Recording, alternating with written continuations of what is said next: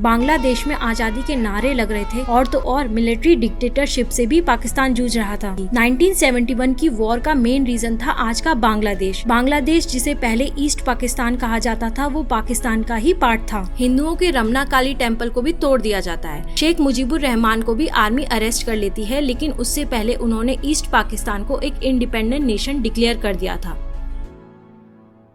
1971 में India versus Pakistan war, जिसमें पाकिस्तान ने अपनी आधी से ज्यादा कंट्री लूज कर दी थी। पाकिस्तान की सिचुएशन काफी खराब हो चुकी थी। कंट्री में सिविल वॉर जैसी सिचुएशन थी। बांग्लादेश में आजादी के नारे लग रहे थे और तो और मिलिट्री डिक्टेटरशिप से भी पाकिस्तान जूझ रहा था। तभी 3 दिसंबर 1971 को पाकिस्तान ने इंडिया के खिलाफ ऑपरेशन चंगेज खान लॉन्च कर दिया और इंडिया के नॉर्थ एंड वेस्ट रीजन में इंडिया एयरफोर्स के 13 एयरफील्ड्स पर हैवी बॉम्बार्डिंग की, जिसके बाद प्राइम मिनिस्टर इंदिरा गांधी ने पाकिस्तान के खिलाफ वॉर की अनाउंसमेंट की और ऐसे शुरुआत होती है इंडिया और पाकिस्तान के बीच की तीसरी वॉर की। आज की वीडियो में हम 1971 वॉर के बारे में बात करेंगे और जानेंगे कि क्या वजह थी कि बांग्लादेश में फ्री कंट्री की डिमांड उठी, इंडिया का क्या रोल था इसमें, और कैसे रशिया, जिसे उस वक्त यूएसएसआर कहा जाता था, जो कि बाद में कई कंट्रीज में डिवाइड हो गई, उसने इंडिया को वॉर जीतने में कैसे हेल्प करी थी। 1971 की वॉर का मेन रीजन था आज का बांग्लादेश। बांग्लादेश जिसे पहले ईस्ट पाकिस्तान कहा जाता था, वो पाकिस्तान का ही पार्ट था। 1947 में इंडिपेंडेंस के बाद ऑल इंडिया मुस्लिम लीग ने मुस्लिम्स के लिए अलग देश की मांग की। उनका मानना था कि हिंदू मेजॉरिटी कंट्री में मुस्लिम कहीं पीछे न रह जाए, इसीलिए इंडिया का पार्टीशन हुआ और जन्म हुआ पाकिस्तान का। एक ईस्ट पाकिस्तान और दूसरा वेस्ट पाकिस्तान, जिसके बीच में 100 माइल्स की दूरी थी। कहा जाता है इस पार्टीशन में 20 लाख से भी ज्यादा लोगों की जान गई। वेस्ट पाकिस्तान के लोग मोस्टली पंजाबी, सिंधी, बलूच एथनिसिटी के थे, जबकि ईस्ट पाकिस्तान के लोग बंगाली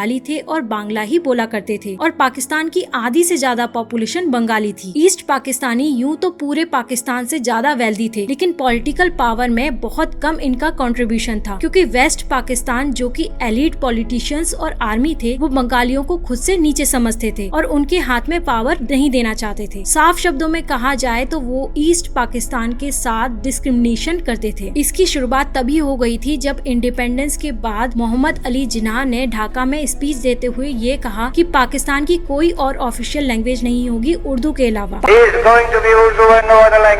पाकिस्तानियों ने बांग्लादेश के लोगों को कल्चरल बेसिस पर डिस्क्रिमिनेट किया था। साल 1948 में मोहम्मद अली जिन्ना के मरने के बाद ख्वाजा नजीमुद्दीन को नया गवर्नर जनरल बनाया गया और लियाकत अली वहाँ के प्राइम मिनिस्टर बने। वैसे तो पाकिस्तान एक डेमोक्रेटिक कंट्री है, लेकिन हमेशा से ही वहाँ की सारी पावर मिलिट्री के हाथ में रही है। उस वक्त भी यही था। आज तक पाकिस्तान में पॉलिटिकल स्टेबिलिटी नहीं रही। पूरे पाकिस्तान में 56% लोग बंगाली बोलते थे, लेकिन वहाँ की गवर्नमेंट ने कभी इस भाषा को इम्पोर्टेंस नहीं दी और तो और उन पर उर्दू थोप दी। यही रीजन बना कि ईस्ट पाकिस्तानियों ने लैंग्वेज के लिए बंगाली लैंग्वेज मूवमेंट की शुरुआत की। साल 1952 की 21 फरवरी को एक मेजर प्रोटेस्ट हुआ प्रोविंशियल असेंबली के सामने और उन पर आर्मी ने ओपन फायर कर दिया, जिसमें 5 लोगों की जान चली गई। बाद में इसी दिन को इंटरनेशनल मदर लैंग्वेज डे मनाया जाने लगा। उस वक्त ईस्ट पाकिस्तान सबसे ज्यादा रेवेन्यू जनरेट करता था, पर सारा पैसा वेस्ट पाकिस्तान की डेवलपमेंट के लिए यूज होता था, जिससे कि ईस्ट पाकिस्तान पीछे छूट चुका था। ये सब देख के साल 1965 में वहाँ की अवामी लीग पार्टी के लीडर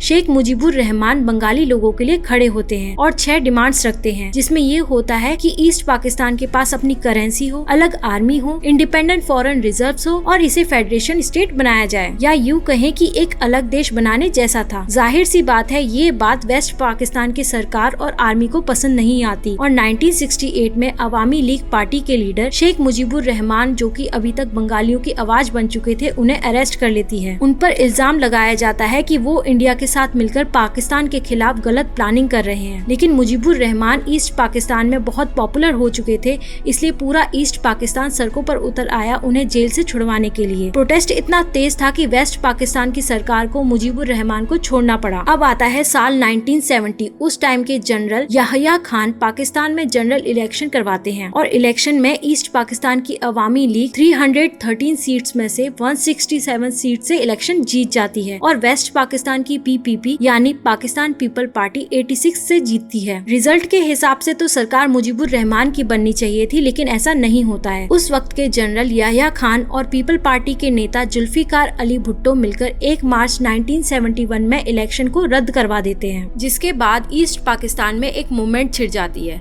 अलग देश की मांग और भी तेजी से हो जाती है। मुजीबुर रहमान ईस्ट पाकिस्तानी के लोगों को एड्रेस करते हुए कहते हैं कि people of Bengal want freedom, people of Bengal want to live, people of Bengal want their rights. जंग की शुरुआत हो चुकी थी। अब बंगाली लोगों ने वेस्ट पाकिस्तान के खिलाफ नॉन कोऑपरेटिव मूवमेंट स्टार्ट कर दिया था। बांग्लादेश में मुक्ति वाहिनी का फॉर्मेशन होता है जो कि आजादी के लिए पाकिस्तानी आर्मी से लड़ने वाली थी। मुक्ति वाहिनी बांग्लादेश की मिलिट्री फोर्स थी जो कि गोरिल्ला फाइट करते थे।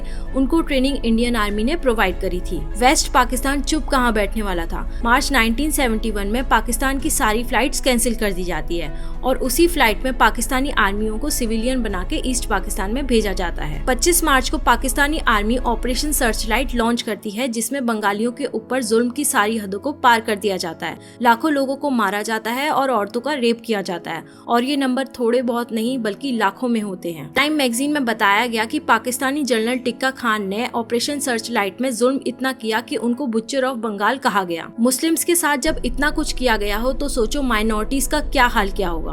ऑपरेशन के दौरान जगन्नाथ हॉल पे हमला किया गया नॉन मुस्लिम स्टूडेंट्स को टारगेट करने के लिए, जिसमें 34 स्टूडेंट्स ने अपनी जान गंवा दी। शहर में हिंदू मेजोरिटी वाले एरिया को टारगेट किया गया। एक अमेरिकन जर्नलिस्ट के मुताबिक 25 मार्च की रात को 7,000 लोग मारे जाते हैं और 3,000 को अरेस्ट कर लिया जाता है। हिंदुओं के रमना काली टेम्पल को भी तोड़ दिया जाता है। इस पूरे बांग्लादेश लिबरेशन वॉर में मानो लाशों का ढेर लग गया हो। बांग्लादेश की रिपोर्ट में क्लेम किया गया कि 3 मिलियन लोगों की जान गई। वहीं पाकिस्तानी हमूदुर रहमान कमिश्नर के हिसाब से ये फिगर अराउंड 26,000 था। जनरल याह्या खान ने तो यहाँ तक कह दिया था कि किल 3 million of them and rest will eat out of our hand. अपनी ही कंट्री के लोगों के साथ कोई ऐसा कैसे कर सकता है, ये सोचने वाली बात थी। शेख मुजीबुर रहमान को भी आर्मी अरेस्ट कर लेती है, लेकिन उससे पहले उन्होंने ईस्ट पाकिस्तान को एक इंडिपेंडेंट नेशन डिक्लेयर कर दिया था और नाम दिया बांग्लादेश, यानी बंगाली लोगों का देश। इतनी क्रुएल्टी के बाद अप्रैल 1971 में 10 लाख बांग्लादेश के लोग इंडिया में रिफ्यूजी बनकर आ चुके थे। इंदिरा गांधी ने सिचुएशन को देखते हुए सोचा कि इतने लोगों की मदद करना पॉसिबल नहीं होगा, इसलिए इंदिरा गांधी आगे आई और फैसला किया कि इंडिया अब जंग में कूदेगा और बांग्लादेश को आजादी दिलाने में हेल्प करेगा। उन्होंने army general field marshal Sam Manekshaw से बात की और वॉर के लिए रेडी होने के लिए कहा, लेकिन मानेकशॉ ने इंदिरा गांधी को मना कर दिया क्योंकि अप्रैल के मंथ में ईस्ट रीजन में बाढ़ जैसी सिचुएशन होती है तो ऐसे में फाइट करना मुश्किल हो जाएगा। मानेकशॉ का कहना था वो नवंबर के मंथ में अटैक करने के लिए रेडी है, तब तक इंडियन आर्मी इंतजार करती है सही मौके का और अप्रैल से नवंबर के बीच में वॉर की पूरी प्रिपरेशन की जाती है। इंडिया का प्लान था कि बांग्लादेश के साइड ऑफेंसिव रहेंगे जबकि वेस्ट पाकिस्तान में डिफेंसिव रहेंगे। साथ ही साथ इंडियन आर्मी मुक्ति वाहिनी को पाकिस्तानी फोर्सेस से लड़ने के लिए भी ट्रेनिंग दे रही थी, लेकिन इंडिया अटैक करे उससे पहले ही पाकिस्तान ने 3 दिसंबर 1971 को इंडिया के खिलाफ ऑपरेशन चंगेज खान लॉन्च कर दिया, जिसमें उसने इंडिया के नॉर्थ और वेस्ट रीजन में 13 एयरफील्ड्स पर अटैक किए, जिसके बाद इंदिरा गांधी ने रेडियो पर वॉर का ऐलान कर दिया। पाकिस्तानी हवाई जहाज़ों ने हमारे अमृतसर, पठानकोट, श्रीनगर, अवंतीपुर, उत्तरलाई, जोधपुर, अंबाला और आगरे के हवाई अड्डों पर बमबाजी की।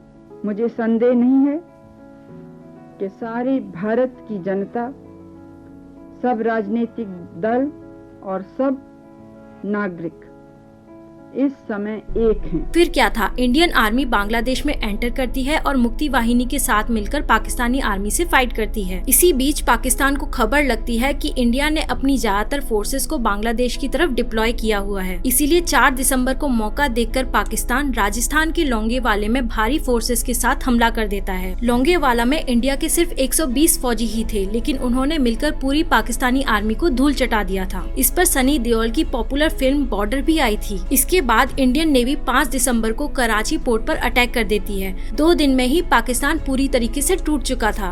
वेस्ट पाकिस्तान का तो हाल बुरा था ही, ऊपर से पाकिस्तान बांग्लादेश में भी कुछ नहीं कर पा रहा था, क्योंकि वहां से जाने का रास्ता सिर्फ इंडियन ओशन से ही था, जिसे इंडियन नेवी ने INS विक्रांत शिप से ब्लॉक कर दिया था। INS विक्रांत को डुबाने के लिए भी पाकिस्तान ने अपना अमेरिकन सबमरीन PNS गाजी भेजा, लेकिन उल्टा PNS गाजी को ही इंडियन नेवी द्वारा डुबा दिया गया। इंडिया ने हर तरफ से पाकिस्तान को घेर रखा था। अब पाकिस्तान के पास एक ही ऑप्शन बचता था कि बांग्लादेश को एक फ्री इंडिपेंडेंट नेशन मान ले, लेकिन पाकिस्तान इतनी आसानी से कहां मानने वाला था।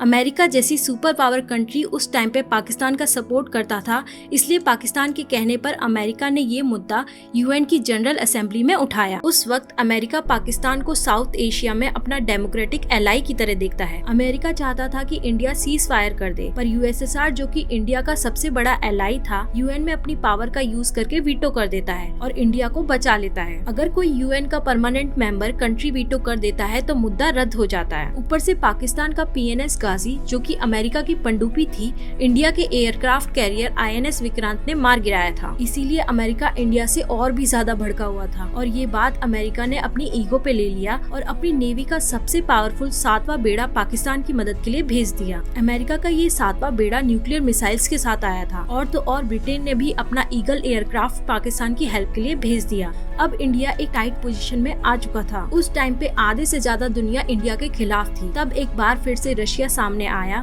और इंडिया की हेल्प की। क्योंकि रशिया और अमेरिका के बीच में कोल्ड वॉर चल रहा था, तो अमेरिका और रशिया एक दूसरे के खिलाफ थे। इसीलिए यूएसएसआर ने भी अपनी नेवी का 40वां बेड़ा इंडियन ओशन में भेज दिया और इंडिया की हेल्प के लिए अपनी न्यूक्लियर सबमरीन भी भेज दी, जिसने अमेरिका को खुली चुनौती दे दी कि इंडिया पे हमला हुआ तो हम उसे रशिया पे हमला समझेंगे। तब अमेरिका को समझ आ गया कि अब बहुत देर हो चुकी है। इधर इंडियन आर्मी भी बांग्लादेश में अपना काम कर रही थी। एयरफोर्स बांग्लादेश में एयर ड्रॉप करवाती है और गवर्नर के घर पे बॉम्ब ब्लास्ट भी करवाती है, जिसके डर से ईस्ट पाकिस्तान के गवर्नर एएच मलिक रिजाइन कर देते हैं। पाकिस्तान के governor general Zulfikar Ali Bhutto America जाते हैं बात करने के लिए, लेकिन तब तक काफी देर हो चुकी थी।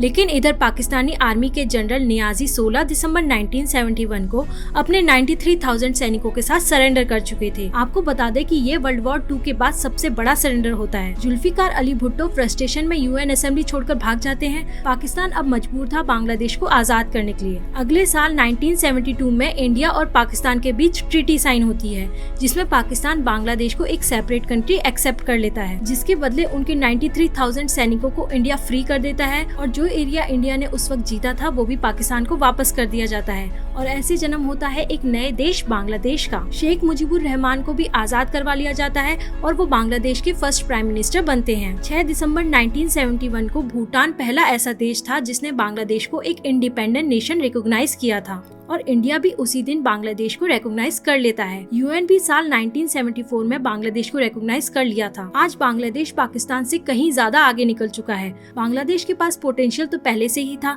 बस जरूरत थी तो उनको अच्छे से यूज करने की। दोस्तों, अगर आपको ये वीडियो पसंद आया है तो ऐसे ही एक सेंसिटिव मुद्दा अयोध्या राम मंदिर था, जो कि 500 सालों से चला आ रहा था। मैंने डिटेल में उसे कवर किया है, यहाँ पे क्लिक करके आप उसे देख सकते हैं। मिलते हैं नेक्स्ट वीडियो में। धन्यवाद।